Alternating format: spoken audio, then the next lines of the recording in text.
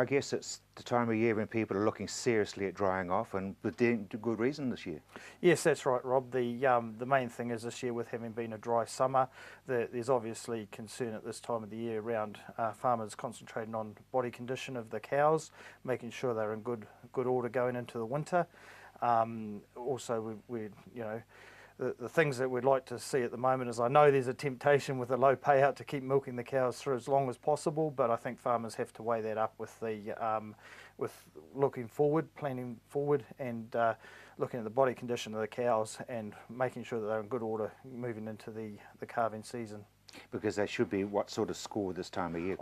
We'd probably be expecting a range between 4.5 and 5.5 on the body condition score at this time of the year. We're looking, obviously we're looking at good healthy cows, not too skinny. They need to be in a position that they're going to winter well, and so that when they go into calving, obviously there's going to be less complications in terms of metabolism issues with the cows also. Because you really don't want them to start having calcium problems at the other end that's and correct. Going down. Yeah, that's the downside. So as I say, the temptation's there with a low payout that the farmers will be tempted to milk through. But what we're saying is, look, you really have to weigh that up. You probably be better off to dry off just a couple of weeks early to maintain the condition of the cows moving into winter.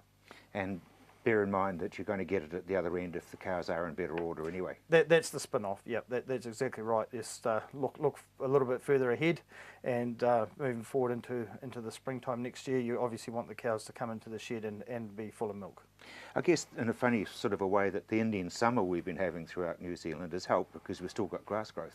Yeah, that's right. At this time of the year, that's the bonus. With having a dry summer, of course, there's still good grass growth now, particularly in mid-Canterbury, and South Canterbury is also coming away. So in terms of the dry summer that we've had, those areas are responding well. There's still a concern in the North Canterbury area that things are pretty dry there, and as you're well aware, they've missed out on a lot of the rain that we're starting to get at the moment.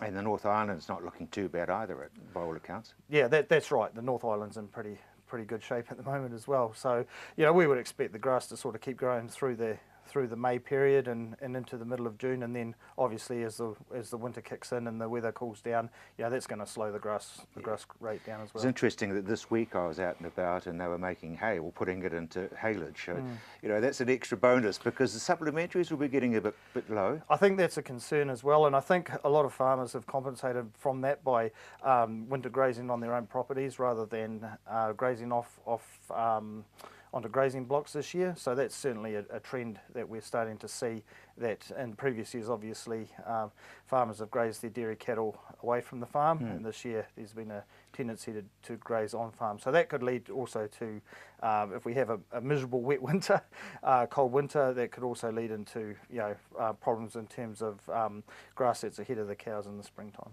Yeah, because basically that's a decision being made because of economics, not because of anything else. That's correct, yeah. Yeah, exactly. The drought still, it's not going to be very nice for us going into next year, because they're predicting much of the same.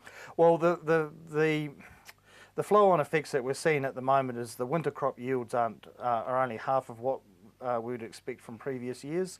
So that's a wee bit of a concern in terms of what the cows are going to eat through the winter time.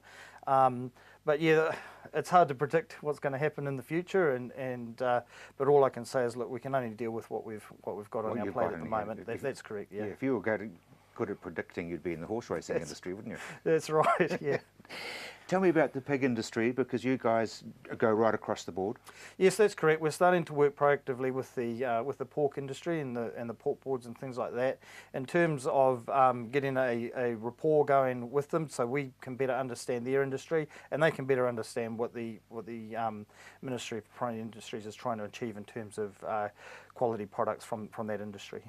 Because with all due respect, they've had a pretty tough deal from the media, and I don't expect you to comment on that. But, no, they certainly have. Yeah, they certainly have. But they're a resilient bunch of people, the guys in the pig industry, and the good thing about them is they're passionate, and they're looking to move forward. So there's changes coming up with them in terms of sow crates, stalls, and things like that. Those have been phased out. So that's a big change for that industry, and it's going to obviously cost individual farmers a bit of money in the short term. But as I say, most of the guys in in the pork industry. You know, in terms of animal welfare, they're all pro animal welfare, and they're all running, you know, good operations, and they're in a positive frame of mind moving forward. So it's a good. It's good for us to keep liaising with those guys. You know, they've come to you basically and saying we want to work with you.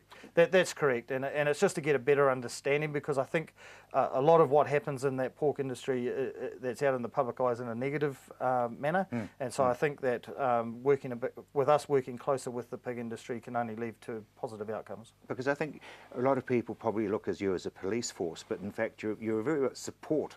Yeah, that's one of our primary factors, is that we are there to promote New Zealand export products, and obviously pork falls into that bracket, you know, and also they've had a difficult time with the pork, because a lot of the pork that we get in New Zealand is actually imported. Over 50% is now imported into New Zealand, so of course that reflects on them as well. So. Yeah, and of course everybody wants to make a living. Interesting, the trend for cut and carry and dairy covered yards and things nowadays. Yeah, yes, we're still doing a bit of, it's a bit of early days, if you like. You know, we don't really know whether that's going to be helpful or not.